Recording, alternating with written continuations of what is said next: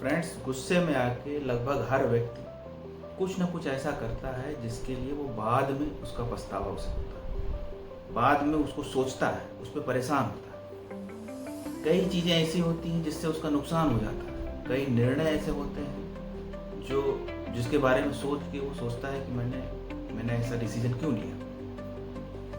जब भी गुस्सा आए, सबसे पहला काम जो आपको करना है वो ये करना है कि आप 2 घूंट पानी पिए। गुस्सा और पानी, ये 2 चीजें ऐसी हैं जिनका आपस में हमेशा वह है। पानी में जो ठंडक है, पानी का जो वेरी नेचर है, पानी का जो वेरी नेचर है वो क्या है? उसका नेचर है ठंडक। जब आप प्यासे होते हैं तो वास्तव में आपके शरीर में हीट बढ़ जाती है। यही वजह है कि हर चीज सूख जाती है, आपका गला सूखता है जब आप प्यासे होते हैं।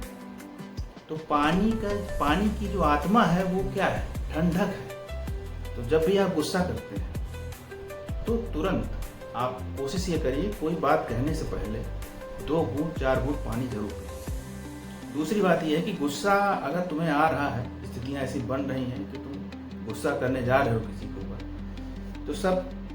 तो उससे पहले आप ये जरूर सोच लो कि इस समय मुझे यहाँ रुकना नहीं, मुझे कोई जवाब ही नहीं देना, मुझे कोई बात नहीं, चैप्टर वहीं फुल स्टॉप करो, उस जगह को छोड़ दो, वहां से अलग हट जाओ। थोड़ी देर के बाद या लंबे समय के बाद जब भी तुम्हें समय मिले, आप सोचो, विचार करो कि तुम्हें कैसे जवाब देना। क्योंकि जवाब देना रिक्वायर्ड नहीं है, काम करना रिक्वायर्ड नहीं है। जो नीड है, जिस चीज की आवश्यकता है, वो है सही काम करने की आवश्यकता, सही बात कहने की आवश्यकता, सही निर्णय लेने की आवश्यकता। और ये तभी होगा जब आप सही मानसिक स्थिति में होंगे। अगर तुम्हें गुस्सा आ रहा है, बात हो रही है, किसी से मिल रहे हो, किसी का चेहरा देख के तुम्हें गुस्सा आ रहा है, तो तुम बात को बदल सकते हो, जगह को बदल सकते हो। जरूरी नहीं है कि उसी एक बात पे बात किया जाए, जरूरी नहीं है उसी एक विचार पे सोचा जाए जो तुम्हें गुस्सा दिला रहा है, जरूरी नहीं है कि उसी निर्णय पे सोचते जाओ, जरूरी नहीं है कि उसी पास्ट लाइफ को खरोदते जाओ और उसको सोच के गुस्सा करते जाओ। क्योंकि बहुत सारी चीजें ऐसी हैं जो अभी करनी है, बहुत सारी चीजें हैं जो हो रही हैं आपके साथ प्रेजेंट में, उन पे भी विचार करो, उन पे भी सोचो। उस सब्जेक्ट को अपने दिमाग से हटाओगे, वहां से अपने दिमाग को हटाओ, वैसे ही गुस्सा तुम्हारे कंट्रोल में आ जाएगा। तो बात को बदल दो। अगर गुस्से में हो तो बात को तुरंत बदल दो।